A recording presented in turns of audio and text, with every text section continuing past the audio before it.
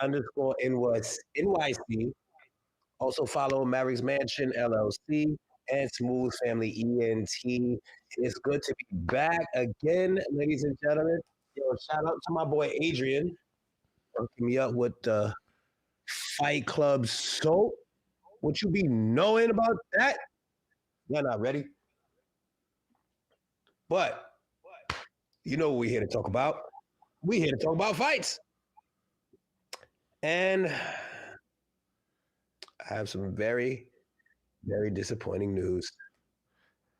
My You're man's gonna tell him who is presenting this beautiful show. say again. Oh, my bad.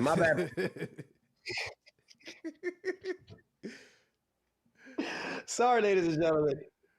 This is presented by Marriage Mansion Studios and Smooth Family Entertainment. Make sure you follow both pages. I'm sorry, I'm really excited and sad at the same time because we have some crazy fights coming up. Crazy fights.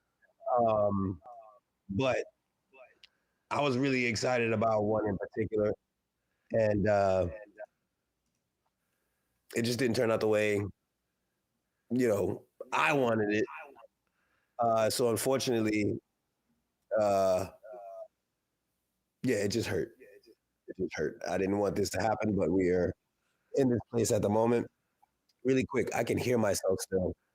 So can you? So can I. Yeah, I have no idea what that is. But we're gonna make it work, ladies and gentlemen. Bang bang. Anyway, so UFC 313. I'm not bugging, right? Yeah, Yeah. 313 is coming up. And as I said last episode, oh, I sound better now. Thank you. Thank you, producer. I'm producer. AKA Ham Van Dam, AKA Guru Doe. Um, yeah, 313 is coming up. And like I said last episode, the co-main event and main event were like super exciting compared to like 314, but I felt like 314 had a more stacked card. Now, the reason why I said that is because, of course, you have your man's Stone Hands, big man Poetan, finally fighting Ankalaev, which is going to be really good. Really excited about it. But I was kind of excited, a little bit more excited about the co-main event, which would have been Justin Gaethje versus Dan Hooker. Now, as soon as you hear that, you're just like, dogs, like this gonna be the one. Like this gonna be a crazy fight. And then I think it was like a day or two ago, out of nowhere, our man Dan Hooker was out. And I'm not gonna lie, it hurt me deep in my soul. It hurt because I knew that was gonna be a crazy fight. But then they hit me with the Rafael Fiziev, and I was like, wait a minute. Hold on, son. Because the last fight between these two, I don't know if y'all saw that fight, but if y'all didn't see that fight, go to UFC on YouTube. Bro, they got the free fight up there. Watch that fight. Your man Fiziev, I ain't going front. Thought Fiziev was about to put that boy to bed.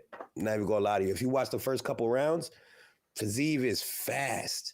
He is very fast. He has great hands, beautiful kicks.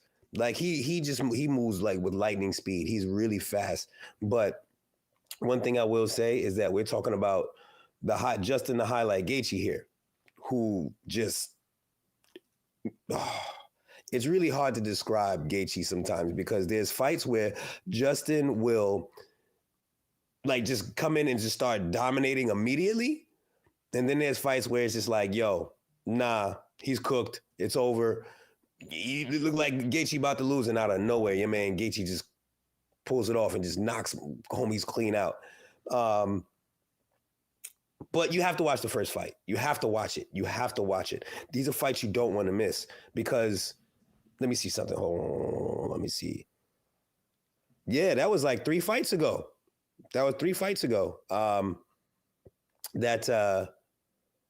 that Gaethje fought Fiziev. And it was close.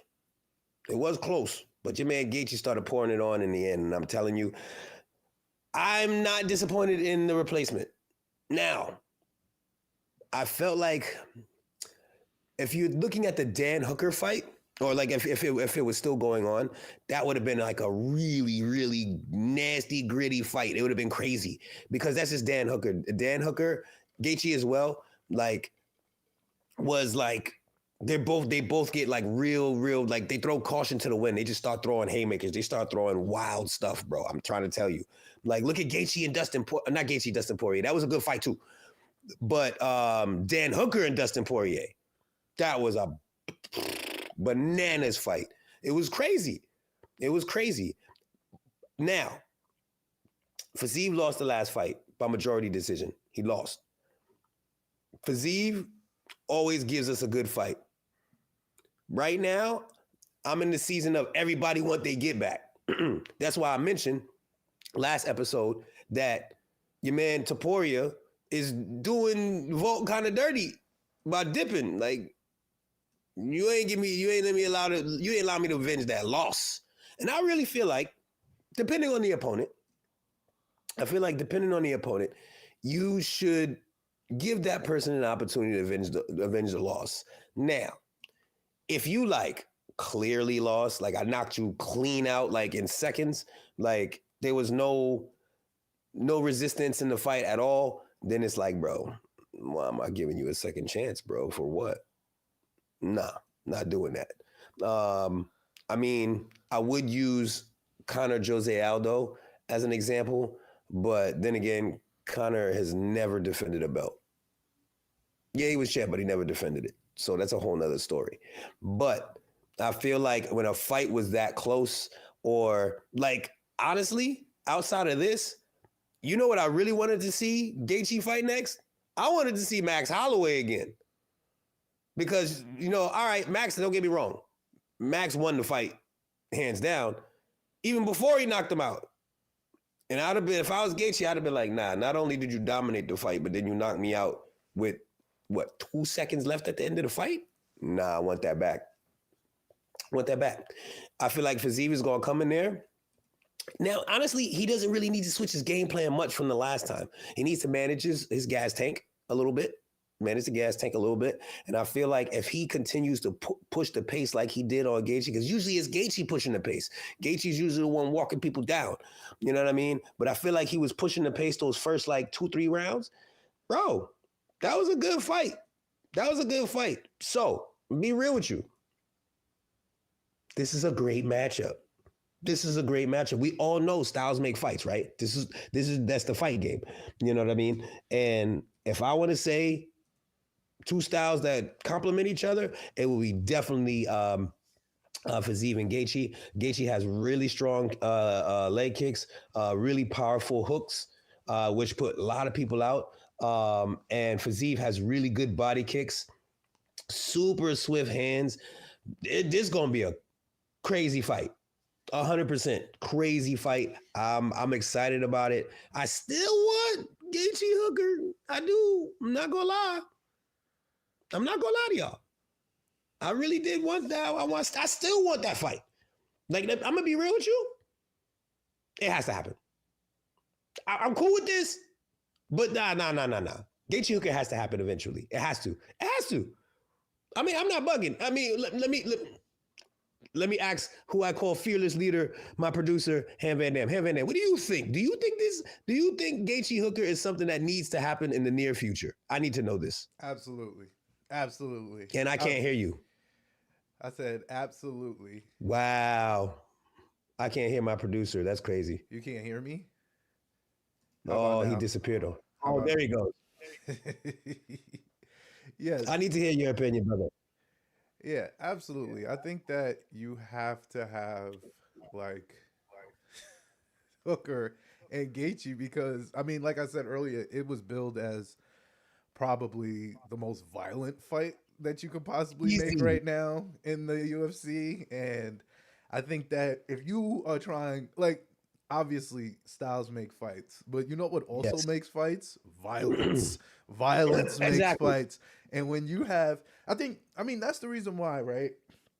You look at Gaethje Poirier, you look at Beautiful. the possibility, like Gaethje Chandler would be a good matchup too. Like in the sense, like Ooh, the I'm not gonna lie violence, to you though. the violence is. JT would put Chandler. Nah, he would thoroughly. But I'm just talking about like in terms of people, fighters that are into the violence aspect of it. Like we're not Throwing caution here. to the wind and Yeah, going we're for not really here for the skill. You get what like I ain't saying that they're not skillful because I believe they are. I'm just telling you what they're not here for. Like when it came down to it, like that's why we like Jorge, right? Like we love Jorge, big Jorge Of course. Masvidal fans on this podcast.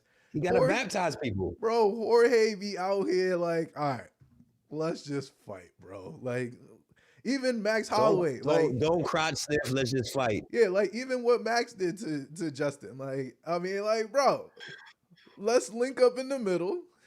It's crap. It's scrap, nigga. Let's go crazy. So in terms of like the possibility of like in like I think that the Max is a good example of that because like Max be fighting, but like that felt a little out of character. It felt like it was something more so based on like the fact that this was the BMF belt. But like Justin be with the shits. You get what I'm saying? All the time, bro. So and this is why I'm like, Hooker, this needs to happen. Yes, and Hooker be with the shits.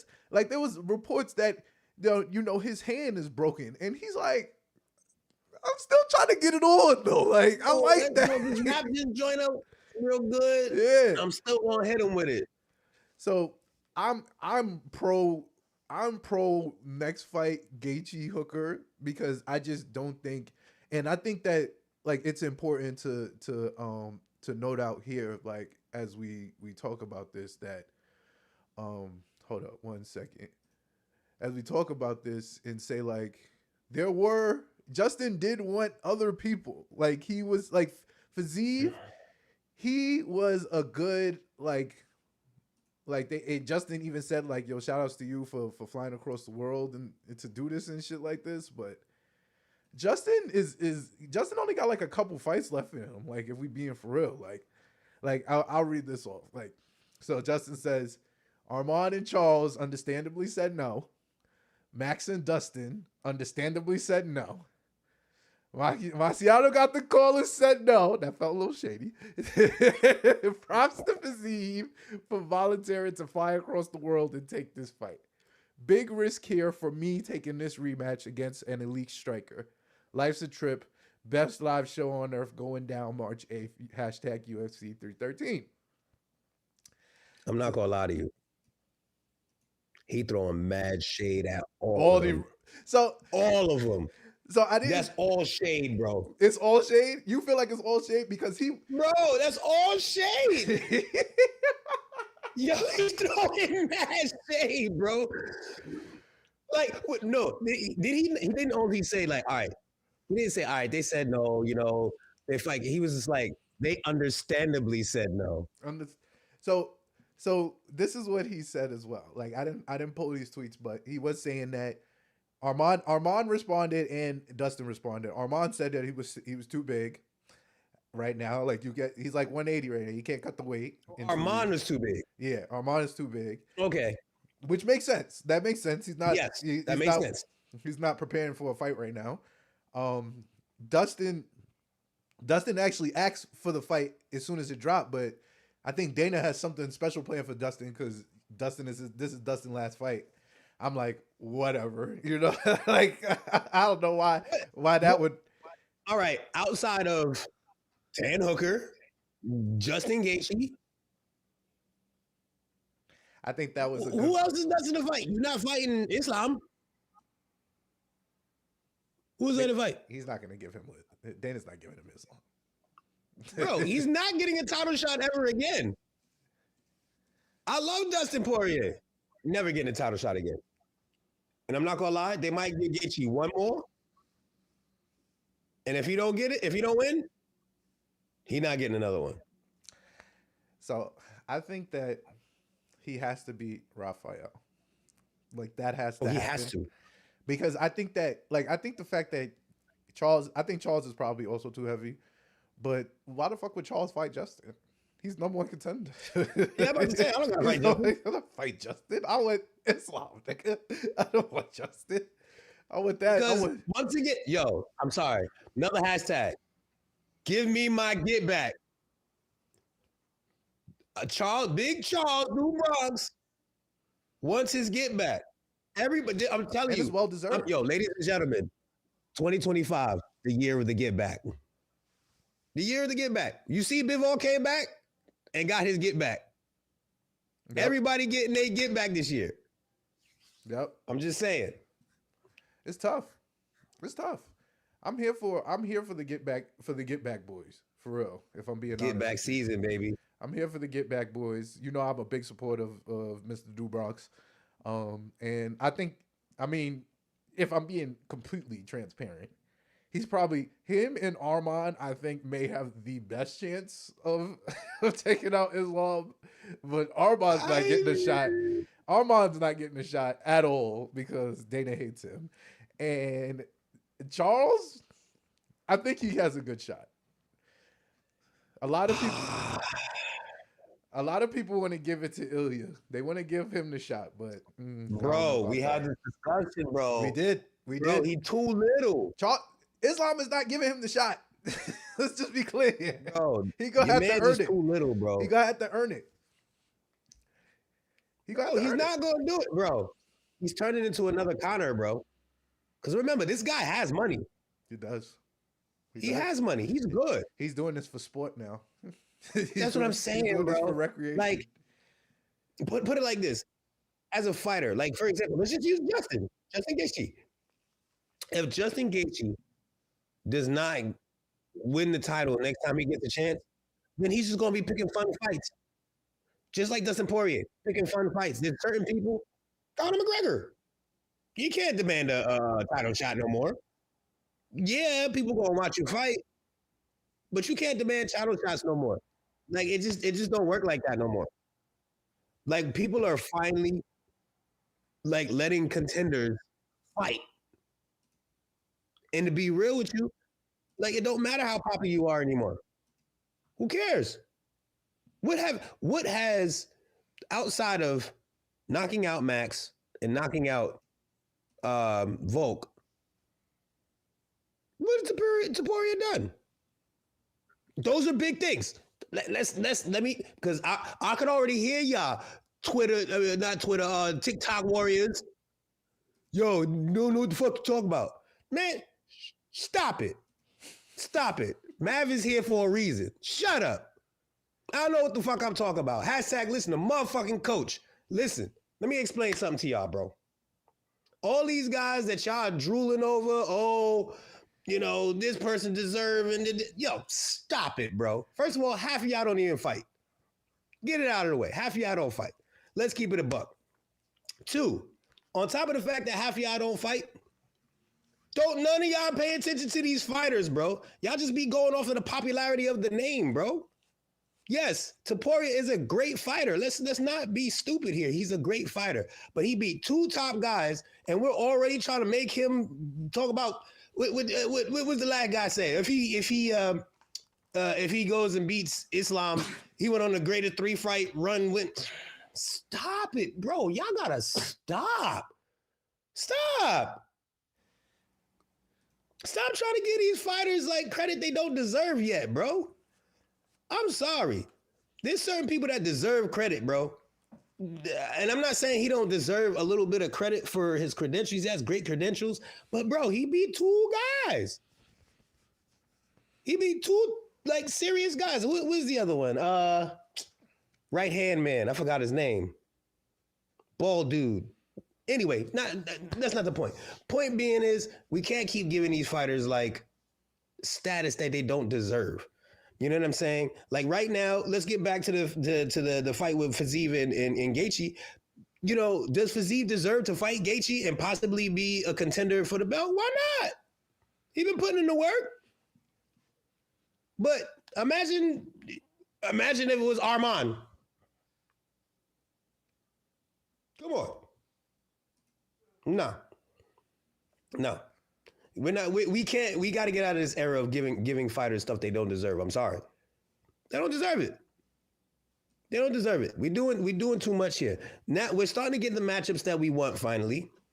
And in the process of getting the matches that we want, we should be giving fighters who deserve a title shot. Now, if Topuria literally started just like, every single fight knocking people out cold, every single fight, it's like, all right, Max out of here, Volk out of here, this person out of here, this person out of here. And you went on like a 8-fight knockout spree. All right, cool. All right, champ. You got it. You got it, champ.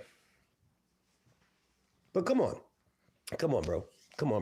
I need y'all keyboard warriors and all that type of stuff to stop it, bro. We doing too much. But anyway, I'm sorry, I was ranting. Anyway, this is a good matchup. Gaethje Fiziev. I think I'm gonna make am I allowed to make a prediction now, producer? Am I allowed? Oh, absolutely. I want to know who wins the rematch. I can't hear you again. I said absolutely. I want to know who wins the rematch. Okay. I'm not gonna lie to you. The fact that Fiziev is a favorite is quite surprising. Even though Gaethje just won that last fight between the two of them, I'm just like, because I don't remember Gaethje losing 2 in a row. I don't think I've ever seen Gaethje lose 2 fights in a row. At least I don't think so. I'm not gonna lie. I know Fiziev wants his get back, but I think Gaethje might pull this one out, bro. I don't know. Unless Fiziev has been working on building a little bit more of his knockout power up. I don't know. Like, I ain't gonna front. This is a tough match because, like I said, the last one the fight was crazy.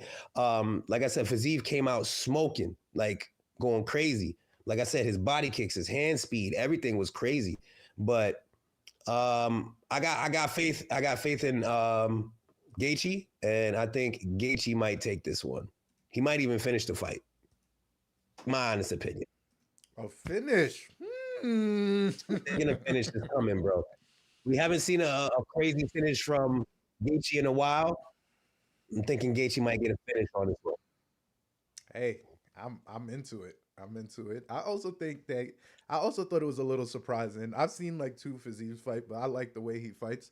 But also, I just can't. Like I tell you, I go off what I see, and that brother Gaethje, Call him the highlight for a reason, baby. he be putting people.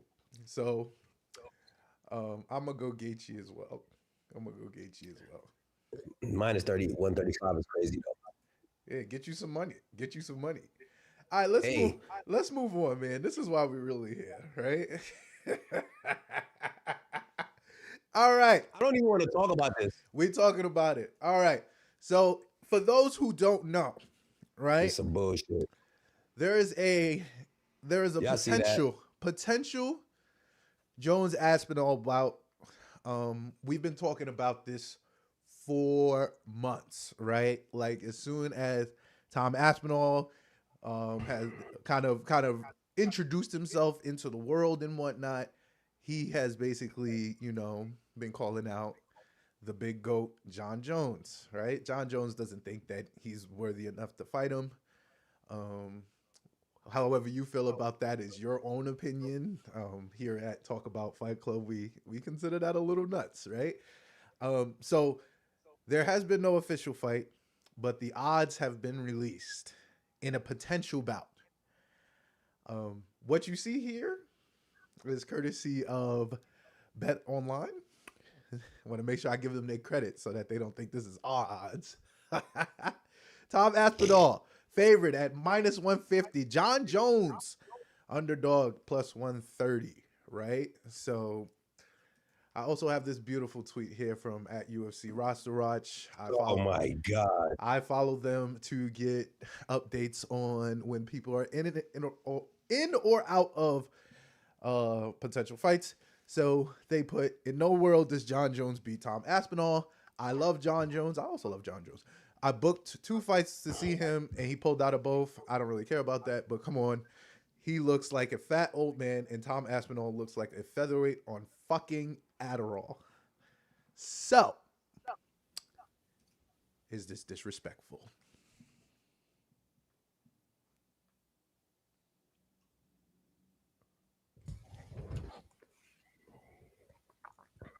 I'm gonna get my Stephen A. Smith on real quick. First off, you're not gonna disrespect the GOAT by calling him a fat old man. Okay? That fat old man put Stipe in a blender. This fat old man also took Cyril Gane out in less than 2 minutes.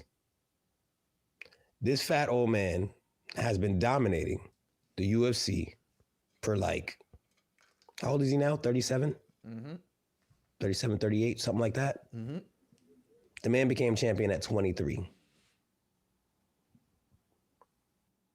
and has been a champion since. Yes, some ups and downs, but almost every single fight he's had since he was 23 years old has been a title fight. Stop it. Stop it. See, yo, I think it is everyone's, so ever since Mav started doing, Talk About Fight Club, started doing this podcast, I feel like all y'all have band together and said, you know what? We're going to make Mav angry.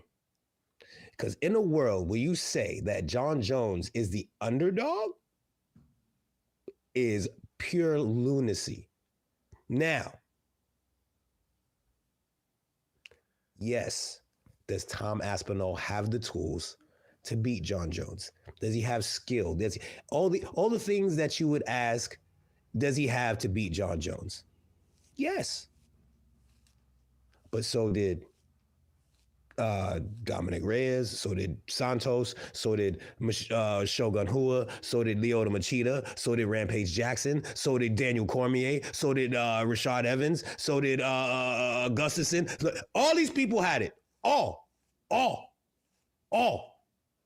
Everybody had the tools. Everybody had the tools to beat this man. Everybody. And guess what? Jon Jones beat everybody.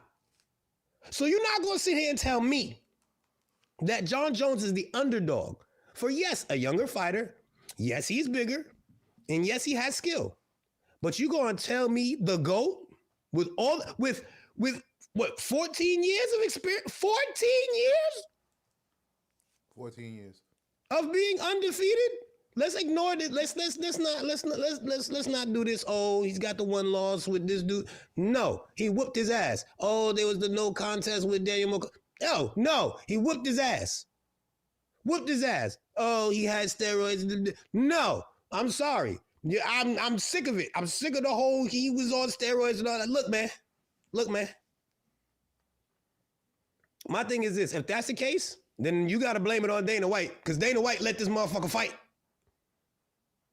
So I don't want to hear the shit. I don't want to hear it. You not telling me nothing. All the asterisks is next to his name. I don't want to hear none of that shit no more. I don't want to hear none of that shit no more. He be putting people away. Whether I'm choking them out, kicking them in their ribs and giving them lacerations. Look, bro, Tom Aspinall can get put just like the rest of them. I don't have a personal problem with Tom Aspinall. He's a good fighter. He's a really good fighter. And should he have the confidence to believe that he can beat Jon Jones? Yes, you should always have the confidence.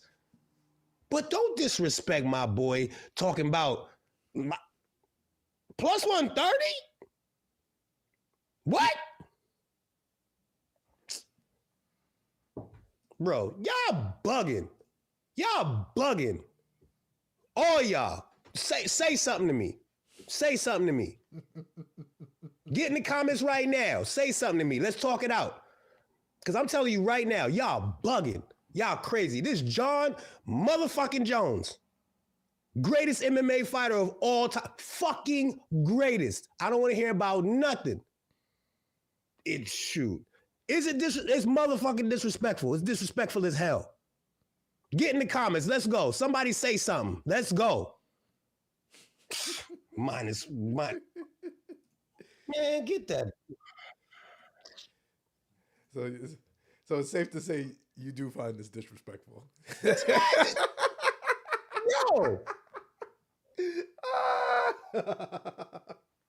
Oh my Don't get me goodness. wrong, Tommy putting give me. Let me once again. I'm not trying to disrespect Tom. Tommy putting people away. Yes. But you are talking about one of the most intelligent fighters I've ever seen in my life. Are you crazy? You crazy. First, wait, all right. Boom, boom, boom, boom, boom, boom. All right.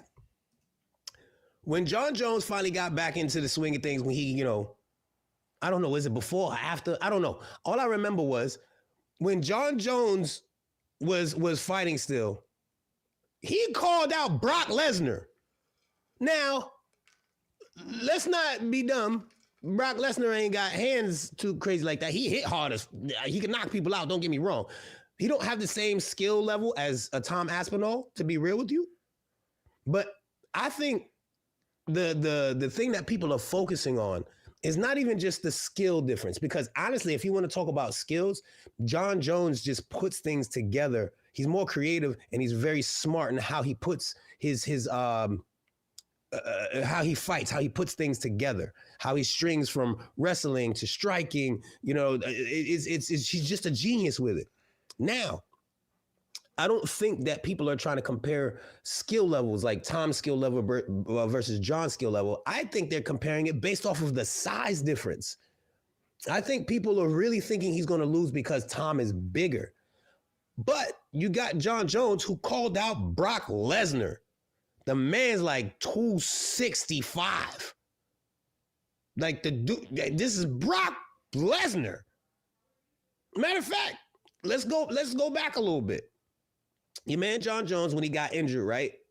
He tore his pec, whatever side. The pec got torn from his shoulder. But it got torn because he was wrestling with a dude that was like 2 times his size.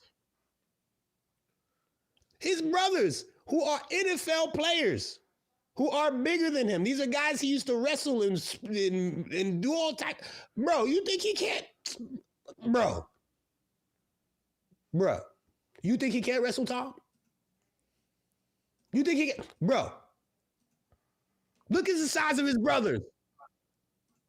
Dog. First of all, I'm sorry. The idea that Tom Aspinall can beat Jon Jones is absolutely ludicrous to me. I'm sorry. Because everything I think that Tom Aspinall does well, I think that Jon Jones does better. And it is as simple as that to me. Like, does he hit hard? Yes. The motherfucker hits super hard.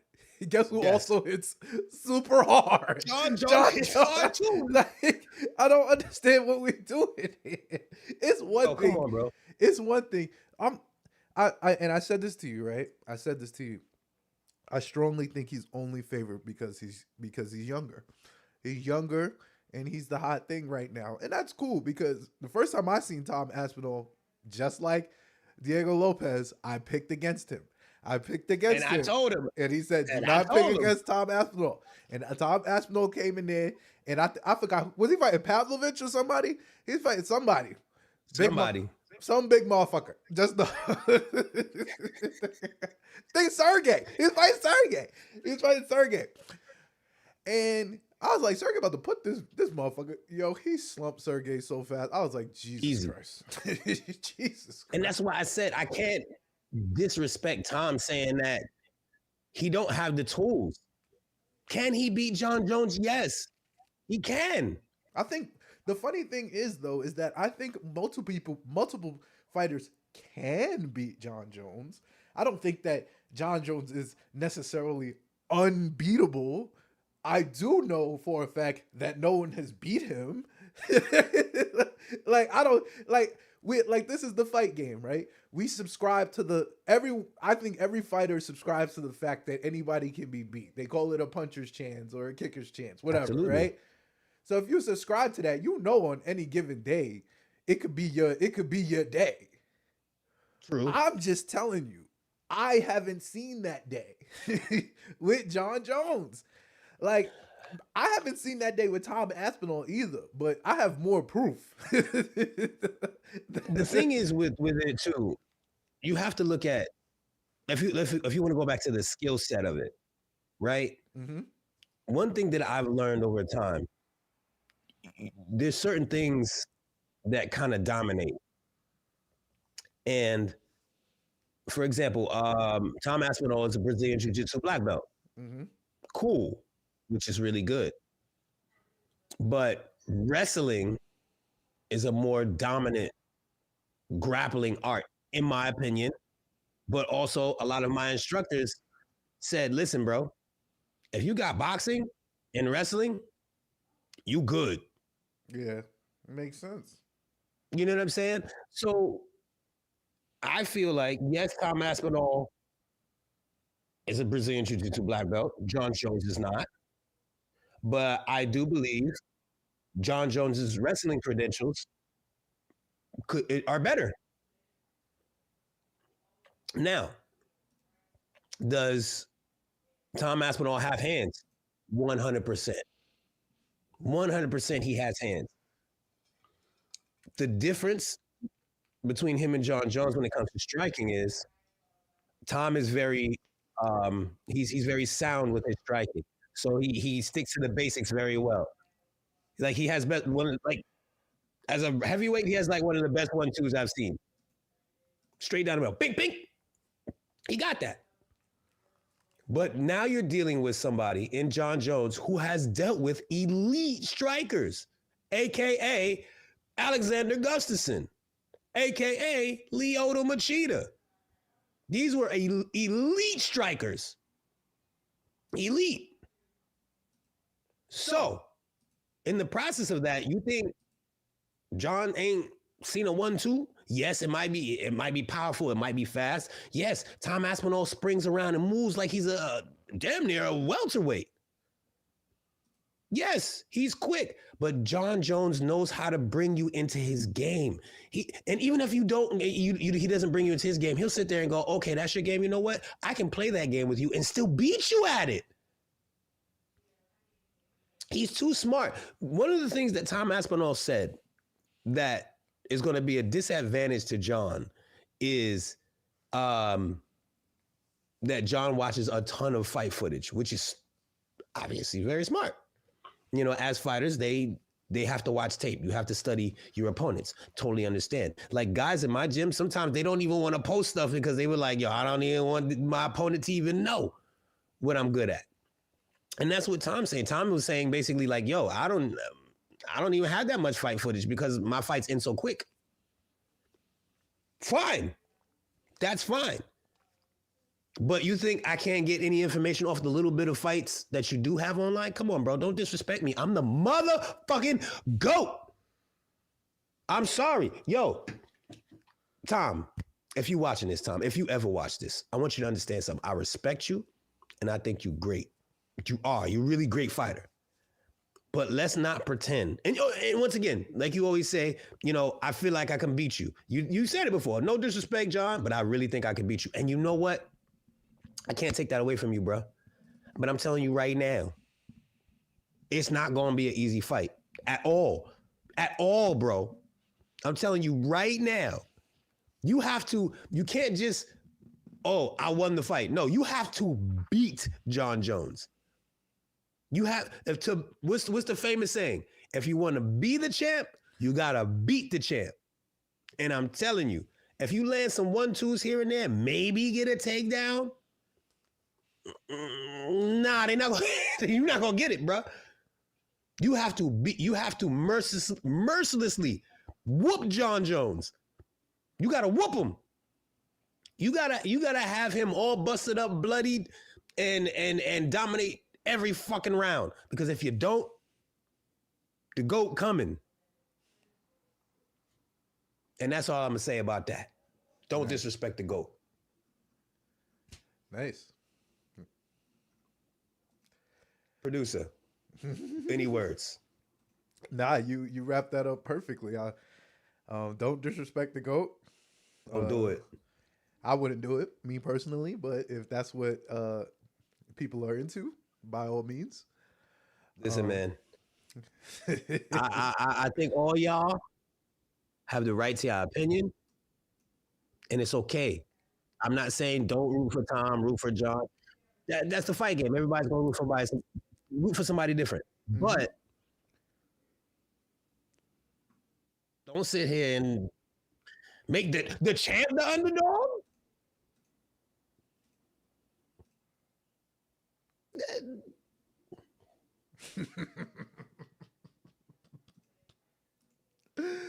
That's hilarious. All right, so let's move on, right? Finally, let's talk about some boxing. Pure hands. WBA lightweight championship bout tonight. Boom. Ooh-wee. Davis Roach. Gervonta Tank Davis versus Lamont Roach. WBA lightweight championship bout. Tank is favored. Very, very high favored. Minus 1,600. I'm not gonna lie. I'm a little bit afraid. I'm a little afraid because they did this with Shakur. He was minus 4,000, and it took him 9 rounds to put homie away. Now the difference is Roach ain't no plumber or electrician. You said it, not me. You said it, not me. I didn't say it. That's all I'm saying. You said it, not me. Yo. It was said by you, not me. That's all I'm saying. Listen, guys, little backstory. I am a Tank fan, but I be trying to explain to him that, bro, you can't sleep on Shakur. You can't sleep on him. You know what I'm saying? Because he's really good. But he ain't hearing none of that. He ain't hearing none of that when it comes to Tank, bro.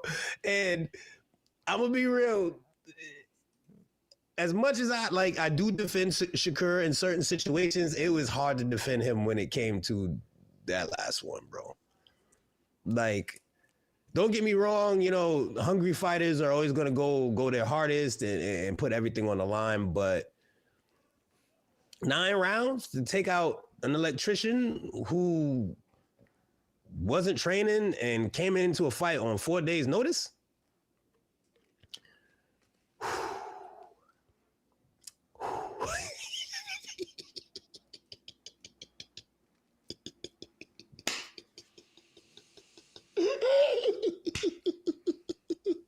I'm sorry.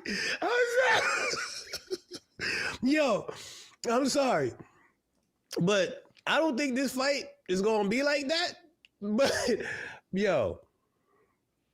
Oh, man. I'm sorry, Shakur. Like, I am a fan, Shakur. Once again, I always say this to the fighters online because I don't want y'all to think I'm trying to disrespect none of y'all. But for as skilled as you are, and a plumber, I just keep calling him a plumber, an electrician who ain't been training and joined in 4 days' notice and went 9 rounds with you, I was praying in my head that you had an injury somewhere I ain't know about and you just couldn't. Can't stand this dude.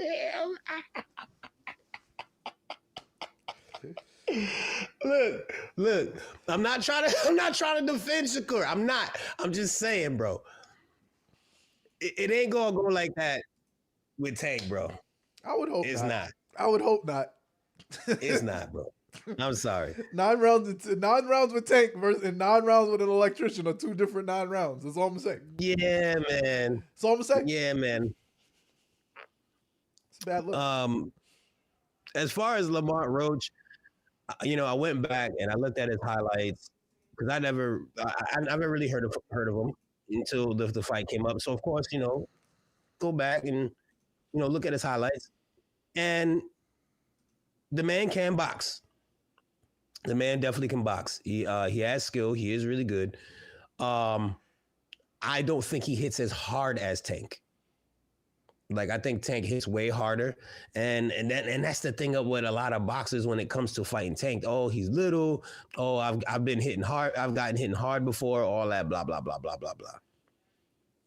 And I'm be real. Every time somebody say that, they get put. Your man Frank said the same thing. Put. Rolly said the same thing. Put. Ryan Garcia said the same thing. Put. All these guys got put. And to be real, of course, I haven't seen many fights at all, but the fights that I have seen with Lamont Roach, it's tough. It looks like it takes him a little bit more volume to get his opponents out of there, which is not bad. Maybe that's just his game plan. Maybe he does hit harder than we think, and he just doesn't. It's throw tough. as hard because, like for example, even though this is not boxing, you look at somebody like a Nate or Nick Diaz, where they don't punch their hardest, and what they do is they overwhelm you with volume. Max Holloway used to do the same thing. There's a lot of fighters, and I feel like who does that as well in boxing? Like Lomachenko. I don't think Lomachenko has like crazy knockout power or anything like that, but he constantly overwhelms you with volume and angles. And it gets to the point you get hit so much, you start getting tired, and then he just cracks you. So I think that Lamont Roach kind of has the same type of style where he puts the volume on you, and then when you start to slow down and get tired, and he feels that your punches don't have the same steam on them, he starts to go a little bit crazier with the power, and then eventually the volume gets to you. Tank ain't gotta do that. Tank just need that one, maybe two, but Tank just gotta get you. The problem with Tank, and everybody knows this, and sometimes, it bothers me a little bit, but most of the time I guess it's part of his game plan, is that he takes like the first, not even 2 or 3 rounds off. It'd be like 4 or 5 rounds, and I'm like, yo, Tank, man, you be making me nervous sometimes when you do that. I get why you do it to a degree, but you be making me nervous with that. I'm not even gonna lie. Like that whole taking like 3, 4 rounds off, and then it's like, oh, okay, I can do this, I can do that. It's like, bro, that might not work with everybody. And I said this to him. I said, bro, if he tries that with Shakur, that might be his downfall. Maybe. For a loss. In a points. If he does it that way. For points. But at the same time, it took you 9 rounds to deal with an electrician, bro. Hey, man, for points, I hear what you're saying. Points-wise, it makes perfect sense. Like, all right, I'm doing this for points, and Tank, you can't take over 5 rounds if we're gonna go the distance. But right. I mean, I'll say this: Tank does play with his food a little bit. That is my main concern with him. But when it comes to like all around, that's my guy for real. Like when it's time to put it together, rounds 6 through 10 are usually the death rounds. Usually it's time to put it out round. So I'm gonna be real. I feel like he plays with it too much though, bro. Like you're starting to get to the point in your career where you're getting older, and I'm not saying because he's still very young. What is he, like late 20s? He like 29 or something. Yeah, okay. So even if we let's just say he had a career where he did get hit quite a bit, even though he's undefeated. Let's just say he did get hit quite a bit. He's 30. He just turned 30. He just turned 30. So as a young man that just turned 30, in boxing years, I feel like once you get around the age of 34, 35, that's around the time you think about, all right, this is about to hang it up time. You know what I'm saying? Because out of all combat sports, boxing is the one with the most head trauma. for two reasons. One, because cats mostly aim at the head when they're punching. And then two, I read this information, and I think I might have said this before. I don't know if I have or not, but that when, excuse me, when you are throwing punches in boxing gloves, your brain automatically says, you know what, my knuckles are protected. So you throw a punch with more velocity and force because you're not afraid of breaking your hand. So you will throw harder because of that conscious protection that you have on your hands. Where in a bare knuckle fight, your body automatically does not make you punch the way you would compared to with gloves on. Mm-hmm. If you look at a lot of bare knuckle fights, cats don't throw and land flush on the chin. You'll see them like hit with the side of the hand will swing and hit, or like maybe like around the pinky knuckle and the ring finger knuckle. A lot of times people don't want to punch with this. I got pointy knuckles. So if I hit here, bare knuckle, I break my knuckle. That'll hurt like hell. So your body automatically, without you noticing it, no matter how hard you want to throw a punch, it's not going to want to throw flush on the chin like this. You're probably going to end up hitting with the end of the fist or the side of the fist. Mm-hmm. So to say all that, you do get more head trauma from certain types of punches. And I feel like if Tank was taking a lot of those shots throughout his career, then his career would probably been over a little bit sooner, maybe like 33, 34 max. Now, even though he said this is his last year in boxing, he's lying. Yeah, I'm like, too much money to be made. You know what I'm saying? There's so much money to be made at this point. Because if you look at it just from a logistical perspective, if you're gonna cap it at 35, right? Let's just say like he's probably in the middle of his prime right now. So that means that there's probably maybe 4 or 5 fights left to make. One of them hopefully is Shakur Stevenson. Like that's what you would hope, like, right? So like, I would love to see him and Lomachenko. Lomachenko as well would be a good one. Like Devin Haney, get him out of here. Yeah, I don't think that he should fight Devin. I think that I wouldn't even mind seeing him and Garcia again as a fight. I would love to see him and Garcia again. That's a good one.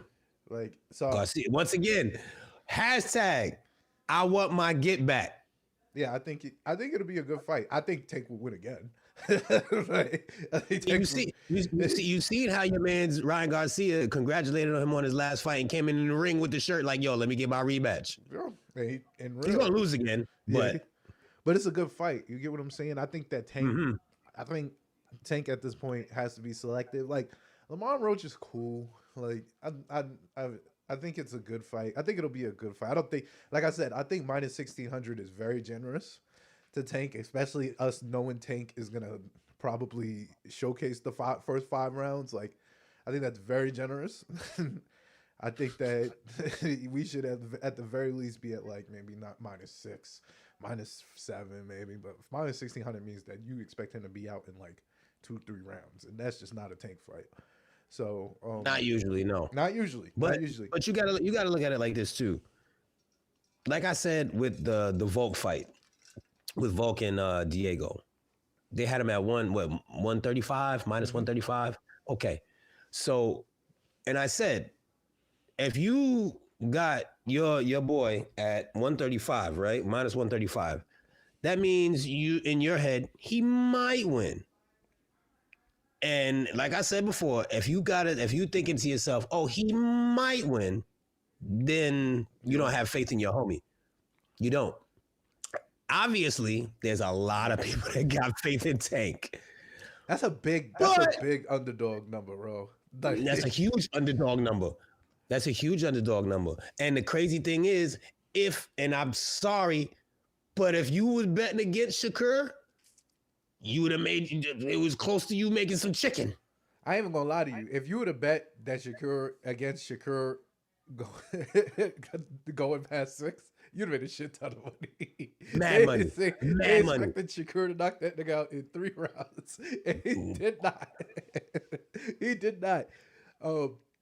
Shakur is not some knockout dude, bro. Yeah, but the difference between the Shakur fight and this fight is that no one was there to see Josh Padley. Like that's the problem. Like you should have just knocked him out and went home. Like the fight that we wanted to see with you was canceled. So it was like this is like a makeup fight. So knock this nigga out and let's go home. And this is the problem with not making the super fights, which is obviously speaks to the bigger problem in boxing in general. Is that money? It's too much money. It's too many heads in the money pot, man. It's too many heads in the money pot because what we're gonna wait because is would Davis Shakur be the next fight? Because that would put It should have been the last 3 fights. Exactly. They should have made it like 3 fights ago. Exactly. So we about to Pacquiao Floyd this shit because that's what it feels like. It feels like we're getting very dangerously to Pacquiao Floyd level of we're gonna pass our prime this fight. Like we're in our primes, both of us. Let's get this shit done. I'm gonna be real. I just want to see that one fight. Yeah. I just want to see that one. Yeah. If I can see that one, yo, Tank, retire, bro. Like, no, for real. Seriously. For real. If you win, if you fight Shakur and win, retire immediately. You ain't got to prove nothing else. You'll have a strong case. A strong case. Super strong. What is he for top 10 ever? Like what is he 30? Like almost 30-0, 30-0 already? Like he'll have a very strong case for top 10 ever. Legit. Yes. Because honestly, bro, I'm gonna be real with you. I don't think. Yeah, he 30-0, bro. 28 knockouts. Mm-hmm. Come on, bro. Yeah. Like, bro, you can do 2 more and call it a day. You can do 1 more and call it a day. For real. Like you could do if you want to do Ryan again, you could do Ryan first, give him his get, see if he can get his get back, and then Shakur. Put him, and then Shakur, and then retire. Put him, and he's like, bro, bye. Like, wow, wait. They might want the Shakur rematch though. Not even that. I'm not gonna lie. He got to give Cruz a rematch, bro. See, and then it gets into the weeds of it. Now Cruz needs a rematch. I'm not gonna lie, Cruz deserves a rematch, bro. I'm sorry, bro. So you said that Garcia and Cruz deserve a rematch, and you want Shakur, and Shakur might want a rematch if he loses too. So you asked I'm not gonna lie. 4 fights. I feel like that Cruz deserves a rematch more than Garcia. Ryan. Yes. I can like, bro, he took all the rounds. But Ryan will sell more. Ryan will sell way more. True. But I'm talking about, like, this is me as a fight fan. Yeah. Like, fuck money. I'm talking about the fight I want to see. Cruz did take him. And that's what I'm saying. It's 2 people that didn't take him. That took him. That's only 2 people that took him.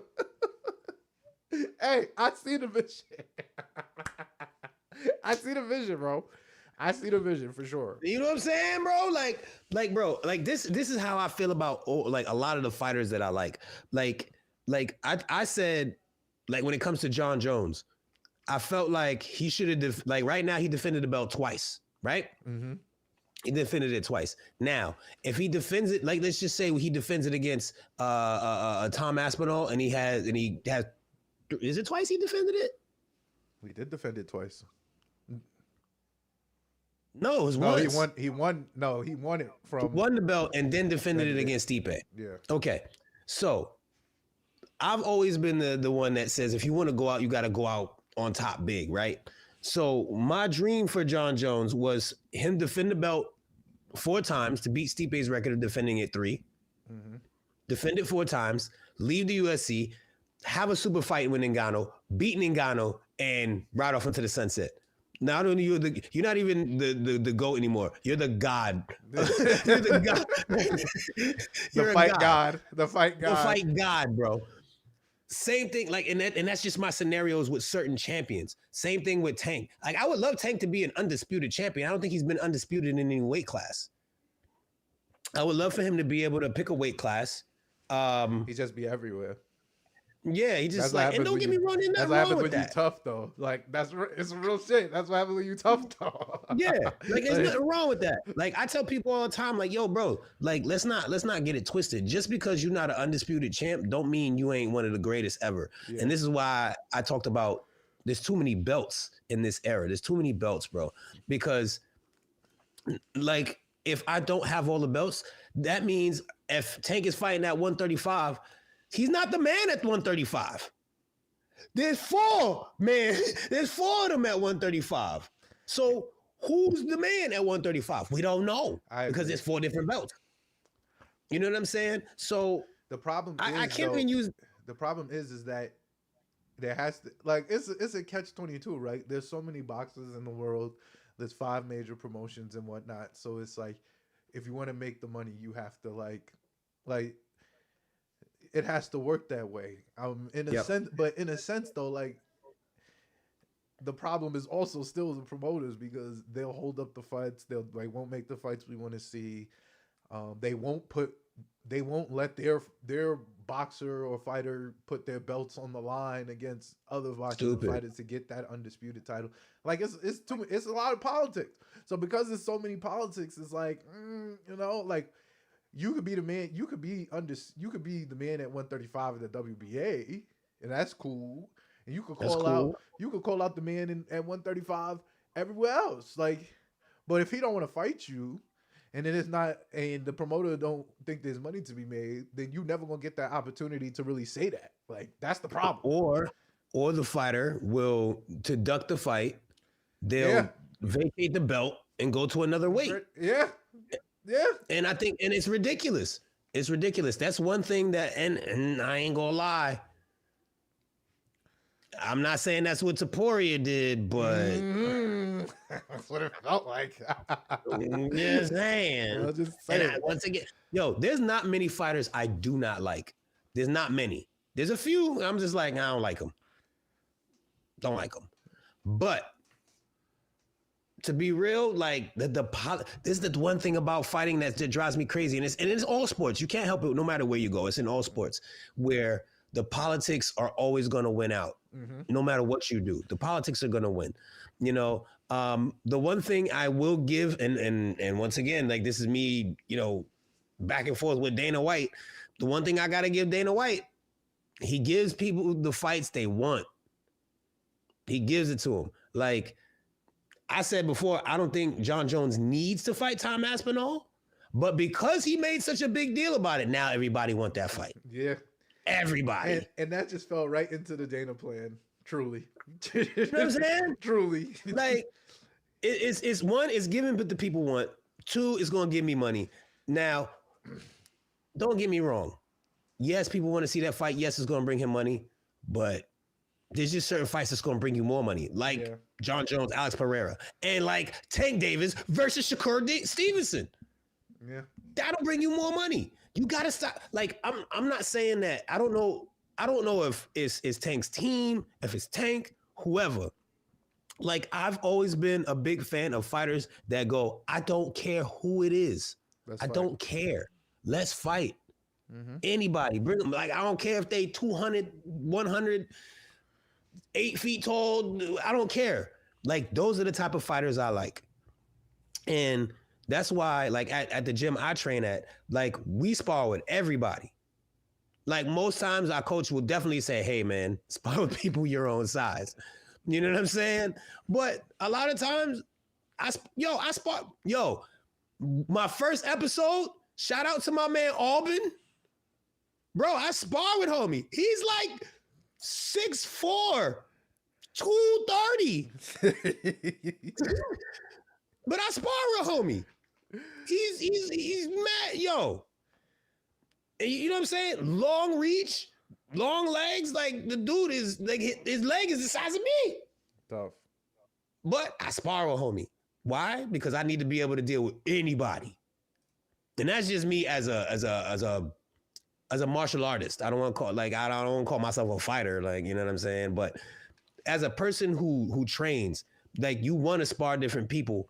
In different sizes, in different weight classes, just to get a feel for it. You know what I'm saying? I feel like just going back to Tank for a second, Tank didn't just develop that power from people fighting people his size.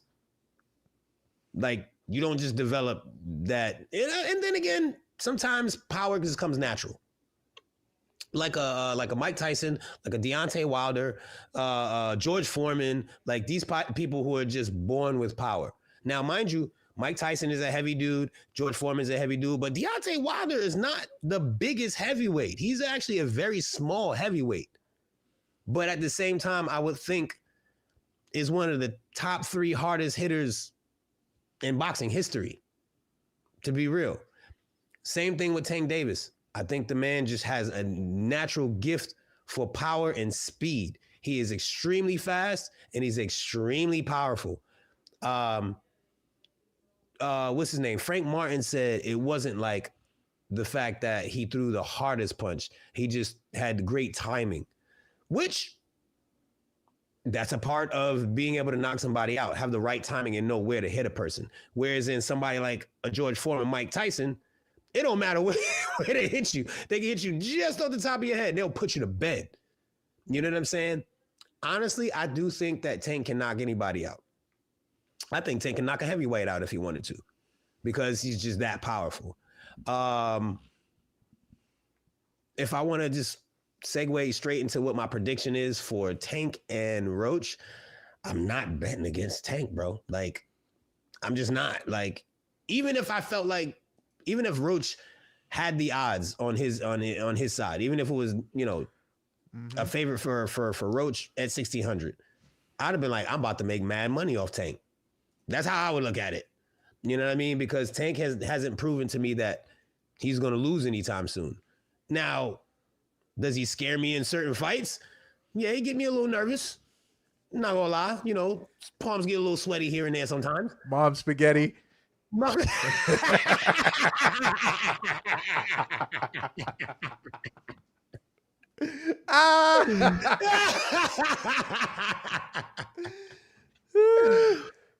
Yo, quick sidebar. That's one of my favorite rappers, and this is why he did that. That's exactly why he said. Oh my gosh. Yo, but do I'm definitely not. I'm not gonna bet against Tank, bro. Like, you know, you can't, bro. Like, you can't. Like, even though, like, even with Deontay Wilder, even though he be getting put in his last, you know, 4 or 5 fights, you can't sleep on the fact that he can just put you clean out, bro. Like, I want y'all to go back and look at that Frank Martin fight again, because what he did was, if you watch how that sequence went, he caught him with a shot, and Frank went from here to so don't sell the flinch though. Come on, don't sell my man on his flinch. What you doing? And don't sell my man on his flinch, then his smile after the flinch. Like, hold up, nigga. Oh God, I'm about to do you so filthy. $1 million smile, baby. $1 million smile. Oh man, I would hate to be in the ring. Niggas start smiling at me. What are you doing, bro? Yo, Tank, nigga. Your man Tank be getting in people's heads, bro. He be getting in people's heads. Like, I'm sorry, one of my favorite ones is when your man Tank played him. He was just like, I might go talk to your girl right after this.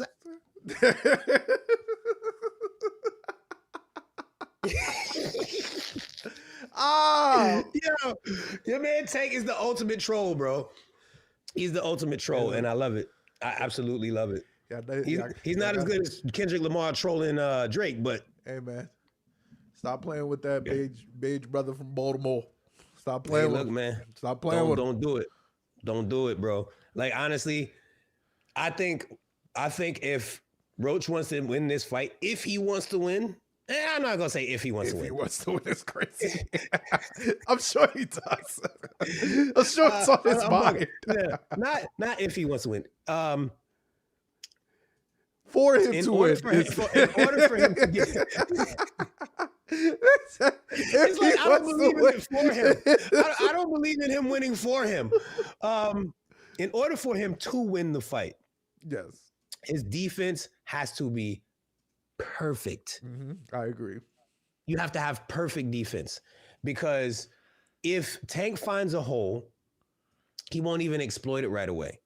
He'll throw a bunch of other stuff to make you think about something else. He'll see that hole, whether it's, a guard that's down too low, or, he keeps the hands up so high and you expose the liver. Like, he'll find that hole that you have in your game, and he won't even exploit it until he has you frustrated thinking about other things.